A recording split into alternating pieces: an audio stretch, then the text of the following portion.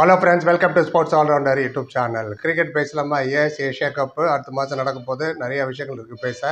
Already team select ஆகிறதுக்கு முன்னாடியே நான் என்னோட ப்ராபபிள் ஸ்குவாடு 15 மெம்பர்னு ஒரு வீடியோ போட்டேன், தேடி பாருங்கள். அதுக்கு மறுநாள் தான் டீம் செலக்ட் பண்ணாங்க.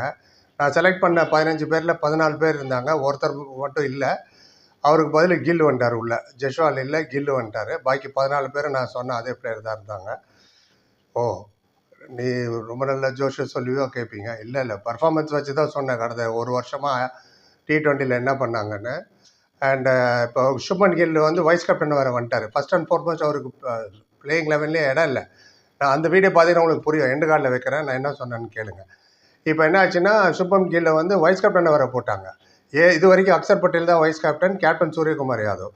அப்படின்னா தப்பு பண்ணார் தெரியல. அக்சர் பட்டேல் அவர் வைஸ் கேப்டன்சி எடுத்துகிட்டு இவர்கிட்ட கேப்டன் கொடுத்தாங்க. அதுக்கு என்ன அர்த்தம்னா, அடுத்தது இவர் கேப்டன் ஆகிடுவார். எடுத்தோன்னே ஒரு கேப்டன் ஆக்குனா பேக்லாஷ் வரும். ஸோ சூரியகுமார் யாதவை இருக்கட்டும். இப்போ சூரியகுமார் யாதவுக்கு என்ன மெசேஜ் தரீங்க? Arguably is the best T20 player.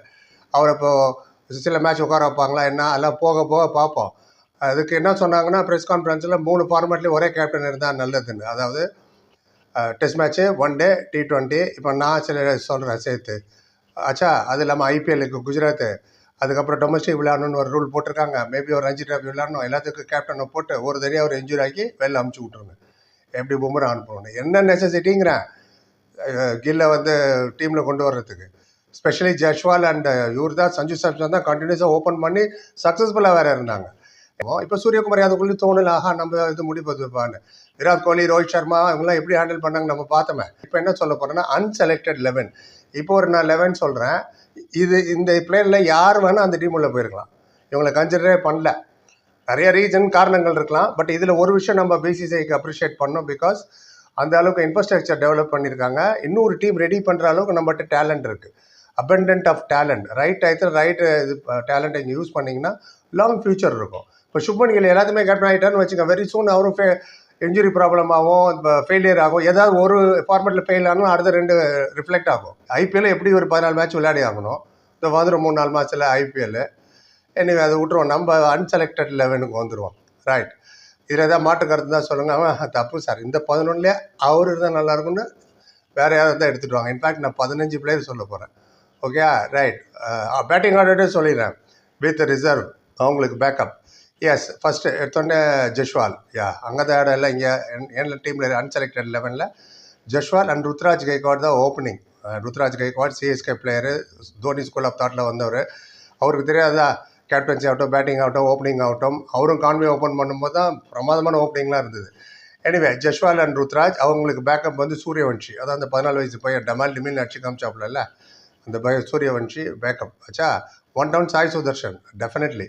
ஏன்னா அவரு ரொம்ப நல்லா பிரமாதமாக விளையாண்டார். T20 ஃபார்மேட்டில் எடுக்கணும்னா அவரு தான் அதிக ரன் அடிச்சார் முடிஞ்சு போன ஐபிஎல்லில். அவர் ஏன் இல்லை ஏஷியா கப்பில்? ரன் தான் உங்களோட க்ரைட்டீரியானா சாய் சுதர்ஷன் இருந்திருக்கணுமே. எனிவே, எந்த அன்செலக்டட் லெவலில் இருக்கார் சாய் சுதர்ஷன் 3, ஸ்ரேயஸ் ஐயர் 4. அவருக்கு எப்படி ஸ்ரேயஸ் ஐயர் டெஸ்ட் மேட்ச்லேயே இருந்திருக்கணும்.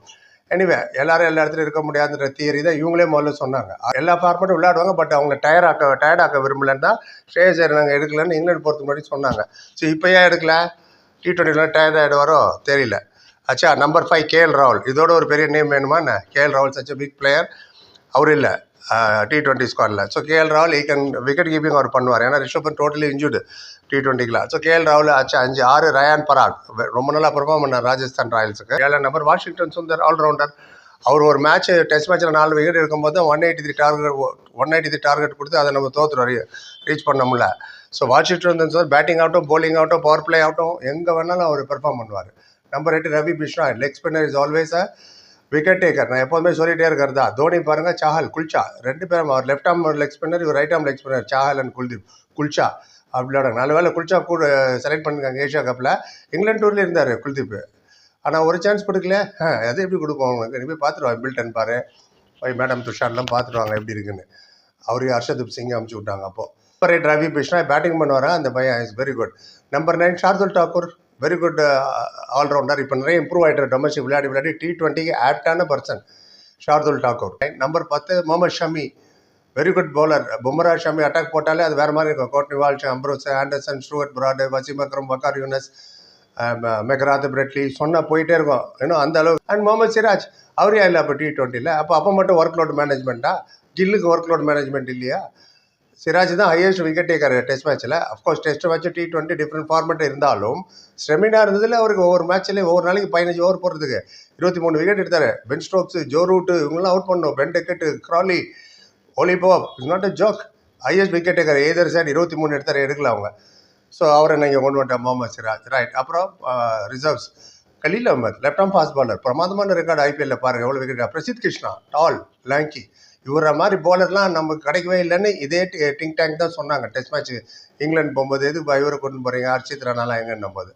அப்புறம் ஆர்யான்னு ஒருத்தர் இருக்கார், டமால் டிமின், பஞ்சாப் கிங்ஸ் விளாட்ற நினைக்கிறேன், 100 அடிச்சார் ஒரு வாட்டி.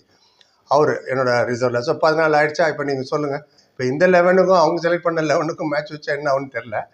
ஒரு wild thought. Right. Proper system, hard work, domestic matches எல்லாருமே விளையாண்டாங்க. ரஞ்சி ட்ராஃபி ஆகட்டும், Syed Mushtaq Ali, Vijay Hazare and all. Then IPL. அதனால தான் ஸ்குவாடு இவ்வளோ நல்ல ஸ்ட்ராங்காக, ரெண்டாவது டீமே இவ்வளோ ஸ்ட்ராங்காக இருக்குது. அவங்க ஒரு டீம் ரெடி பண்ணுறதுக்கு கஷ்டப்படுறாங்க. ஸோ இவங்க ஒப்பீனியன் டிபாசிட் மேட்டர்ஸ். என்னோட ஒப்பீனியன் சொல்லிட்டேன். உங்கள் கருத்து எதுவும் சொல்லுங்கள். பொருள் பார்த்தது பிறகு நன்றி. Like, comment, share and subscribe. News சந்திக்கிறேன். Thank you so much.